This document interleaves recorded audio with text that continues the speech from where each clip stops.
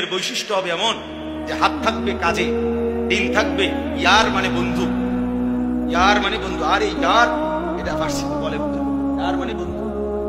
তো দিল ইয়ার, যার দিল থাকবে তার বন্ধু আল্লাহর সাথে।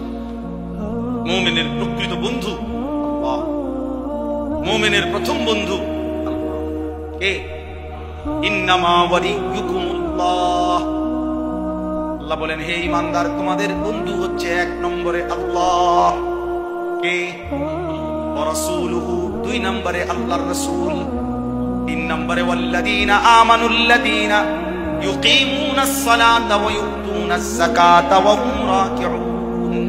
আল্লাহ বলে, যারা পাঁচ ওয়াক্ত নামাজ আদায় করে, যাকাত প্রদান করে, আল্লাহর হুকুমের প্রতি ঝুঁকে থাকে, এমন মুত্তাকি মুমিন হলো মুমিনের বন্ধু। এই আল্লাহ তিনটা বন্ধু, মুমিনের বন্ধু তিনজন।